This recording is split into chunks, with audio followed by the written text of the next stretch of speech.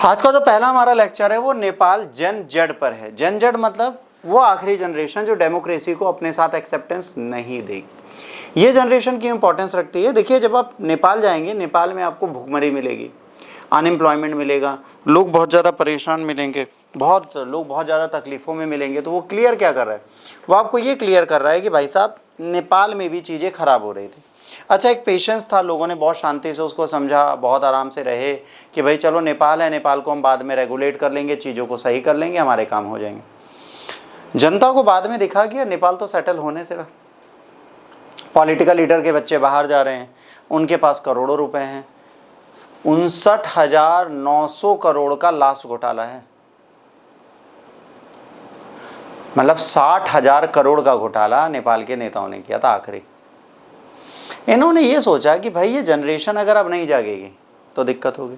और ये एक संदेश है पूरी दुनिया को। क्या संदेश है? कि अगर आप चाहें तो सत्ता बदली जा सकती। मरेंगे 23-24 लोग, संघर्ष बहुत खतरनाक चलेगा। अगर यूनिटी में आकर पूरा देश साथ में लग जाए, किसी को भी बदला जा सकता है, कहीं पर भी कोई भी बदलाव लाया जा सकता है। ये हमें नेपाल ने सिखा दिया। अब नेपाल में क्या हुआ? Digital blackout. पहले क्या हुआ? सरकार ने 16 सोशल मीडिया के प्लेटफॉर्म बैन कर दिए। इन्होंने क्या कहा? ना इंडिया में फेसबुक चलेगा, ना इंस्टाग्राम चलेगा, ना व्हाट्सएप चलेगा, ना टेलीग्राम चलेगा, सब बैन कर दिया। अच्छा, बात ये, बैन करो कोई प्रॉब्लम नहीं, पर आपने बैन कब किया? लगने के बाद। आप पहले से ना चलाओ। जैसे चाइना क्या करता है, चाइना ऐप ही नहीं चलाता, उसकी जगह अपनी कंट्री के कई सारे ऐप हैं, गूगल से बढ़िया सर्च इंजन उनका पर्सनल है। तो वैसे या तो चीज़ें आप क्या हो, कुछ है नहीं। और अब क्या है, अभिव्यक्ति की स्वतंत्रता, कर पड़े थे राइट टू एक्सप्रेशन, वो इनको दिया नहीं जा रहा। भाई हमें जो लिखना है वो लिखने दो। और सबसे बड़ी बात है, बेरोजगार युवा क्या करता है? रील्स बनाता है, यूट्यूब पे वीडियो बनाता है और उससे कमाता है। वो भी बंद कर दो। मान लो विश्वजीत सर या आप स्नैपचैट में बहुत सारे पोस्ट डाल के महीने का 2-3 हज़ार कमा लेते हो, ज़्यादा कमा लेते हो, मान लो 3-4 हज़ार ही कमा लेते हो। कम है, ज़्यादा करें और करें, 30-40 हज़ार मान लो कमा लेते। अब ये 30-40 हज़ार में अगर सरकार कह दे आज से स्नैप और टिकटॉक बंद, तो ये कहाँ करेंगे अपनी प्रदर्शन को? तो जो प्लेटफॉर्म हमने बनाया था उसकी एक स्ट्रेंथ बढ़ गई, उसकी चीज़ें बढ़ गई। अचानक से आपने बंद कर दिया। पहले से हम बेरोजगार बैठे हैं, हमारे पास संसाधन नहीं है, हमारे पास व्यापार नहीं है, उसके बाद आपने ये बंद कर दिया।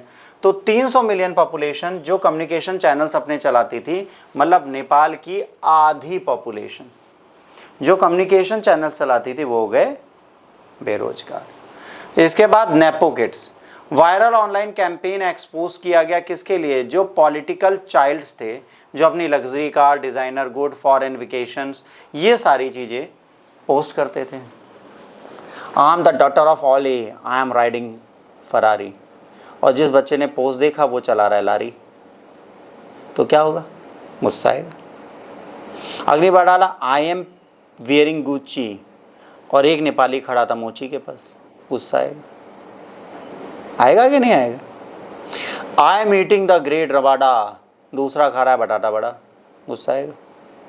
तो क्या हुआ? एक 7 स्टार होटल में बैठा है, एक रोड पे खड़ा मोमोज खा रहा है, किसको ज़्यादा गुस्सा आएगी? रोड वाले को ना, कि हमारा पैसा, हमारी सरकार हम ही को लूट रही है और दूसरे को दे रही है।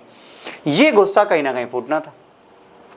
फिर कॉम्बिनेशन हो गया डिजिटल सस्पेंशन, ये सारी चीज़ें। इसने क्या किया? ये जो जनता थी इसको फ्रस्ट्रेट कर दिया और इन्होंने कहा कि बेटा अब तुम लोग निकल लो, नेपाल को छोड़ के चले जाओ। और ये इतना वायलेंट प्रोटेस्ट हुआ कि नेपाल के काठमांडू का सबसे बड़ा होटल था, उस तक को जला दिया।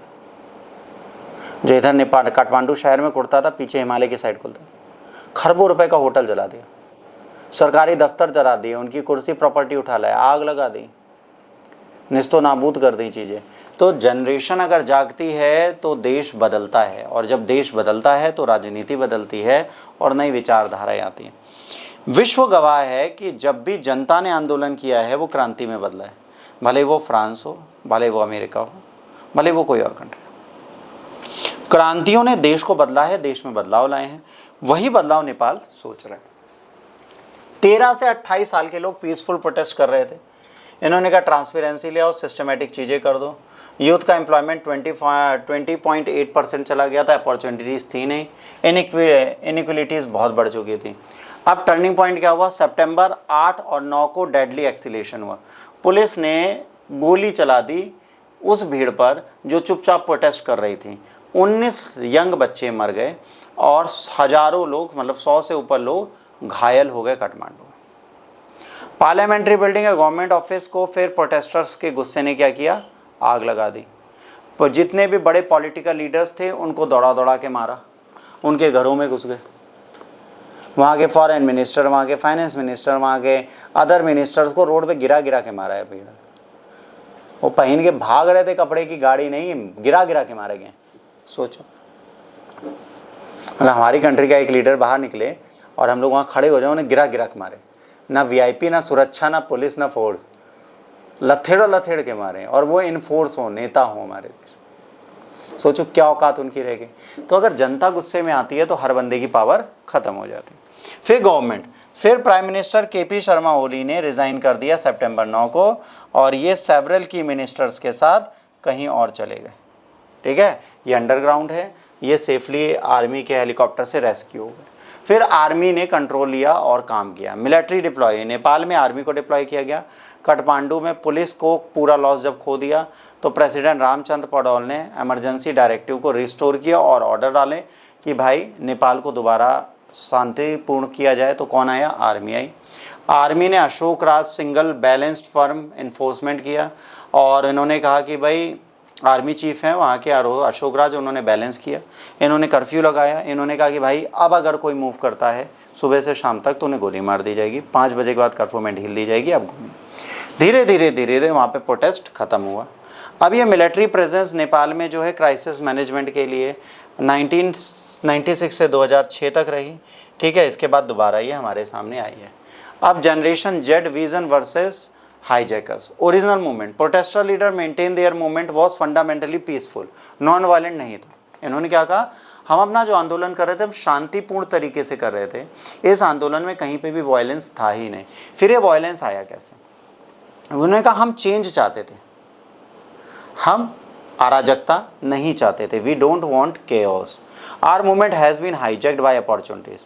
कह रहे हमारे मूवमेंट में जो अवसरवादी थे उन्होंने अपनी रोटी सेक ली। ठीक, अब क्या हुआ, कोर डिमांड, इन्होंने कहा नेपोटिज्म और पॉलिटिकल डायनेस्टीज़ को बंद करें। इन्होंने कहा कि मेरे बच्चे का बच्चा ही प्रधानमंत्री बनेगा, ये बंद करो, और ये भाई भतीजावाद बंद कर दो। इसके बाद इन्होंने कहा ट्रांसपेरेंसी इन गवर्नमेंट ऑपरेशन, जो सरकार कार्य करती है उसमें क्या चाहिए, हमें पारदर्शिता चाहिए। इसके बाद जेन्युइन अकाउंटेबिलिटी चाहिए, इन्होंने कहा हमें एक जेन्युइन अकाउंटेबिलिटी चाहिए इन चीज़ों के लिए, और लीडरशिप फ्री फ्रॉम, है ना, इंटरेस्ट पार्टी पॉलिटिक्स। कह रहे जो बंदा नेता बनेगा, जो शासन में लगा होगा, वो पार्टी की राजनीति से दूर रहेगा। जिस पार्टी से चुना है वो राजनीति नहीं करेगी, वो बंदा निष्पक्ष रूप से नेपाल पे शासन करेगा। क्योंकि पार्टी की राजनीति क्या है, कोई नेपाल का समर्थन है, कोई भारत को समर्थित करता है, कोई किसी को समर्थित करता है। अगर 5 साल में 3 बार प्रधानमंत्री किसी देश के बदल रहे होंगे तो वो क्या दिखा रहा है, वो दिखा रहा है वहाँ पर राजनीतिक स्थिरता है ही नहीं, कभी राजनीतिक स्थिरता का नाम ही नहीं लिया गया। ये एक समस्या यहाँ पर होती हुई दिखेगी। अब नेपाल में क्या हुआ, ह्यूमन कॉस्ट लाइफ, 19 लोग मर गए, 100 इंजर्ड हो गए, और 1000 से ऊपर फैमिली अफेक्टेड है। इंटरनेशनल ह्यूमन राइट्स ने कहा भाई ये चीज़ गलत है, इसको बचाने की ज़रूरत है। ठीक है, अब इकोनॉमिकली सोशल कैंपेन यहाँ पे चलाया गया। ठीक है, पॉलिटिकल वैक्यूम है। आज की डेट में ओली ने जब रिज़ाइन किया तो हमें नहीं पता वहाँ पर किस नेता को बैठाया जाएगा। फिर जनरेशन जेड के प्रोटेस्टर्स को बुलाया गया, इनसे कहा कि आप बताइए आपको किस तरीके की सरकार चाहिए। तो इन्होंने प्लान किया कि भाई हमें ये वाली सरकार चाहिए। फिर इन्होंने रिफॉर्म्स बोले, इनको रिफॉर्म्स दिए गए। इन्होंने कहा यहाँ से जनरेशन से क्या होना चाहिए, करप्शन को पूरी तरह हटा देना चाहिए। जनरेशन का मूवमेंट चला, फंडामेंटल चैलेंज है। डिकेड की जो प्रॉब्लम एलीट प्रिविलेजेस की है उसको ख़त्म करने की कोशिश है। आज की डेट में प्रॉब्लम क्या है, आज एक जेन्युइन अपॉर्चुनिटी मिली है ना, क्रिटिकल टेस्ट है इसके यूथ का कि किस तरीके की सरकार चुनती है। आज नेशन जो है फाइनली एक नई पॉलिटिकल एरा में घुसने की कोशिश कर रहा है।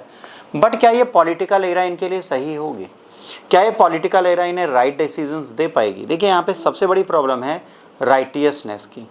राइटियसनेस का मतलब क्या होता है कि सही कैसे होगा। किसी भी देश में प्रोटेस्ट बड़ी चीज़ नहीं होती। जैसे एक छोटा सा एग्जांपल देता हूँ, जब 1857 का विद्रोह हुआ तो विद्रोह सही हुआ, कोई दिक्कत नहीं थी। विद्रोह के बाद जब ब्रिटिश सरकार चली गई तब राजा किसको बनना है वहां पे दिक्कत थी। आपने राजा वापस मुगल को बना दिया जो खुद ही कमजोर था। आपको पहले आंदोलन से प्लानिंग करनी चाहिए। हमारे देश में भी पहला आंदोलन असफल क्यों रहा? क्योंकि हमारी प्लानिंग नहीं थी। बट जब डू और डाई किया तो हमारी प्लानिंग हो चुकी थी। 1928 से हम प्लानिंग कर रहे थे, हमारा संविधान होगा, हमारे देश का इस तरीके से शासन होगा, हम स्वयं शासन, हमने पहले से माइंडसेट बना लिया। बट आज 57 में हमने माइंडसेट नहीं बनाया, हम लड़ने पहले कूद गए। मैं अगर आज देश की सरकार को हटाने के लिए आप सबको लेके बैठ जाऊं और देश की सरकार हटा दें, व्हाट नेक्स्ट?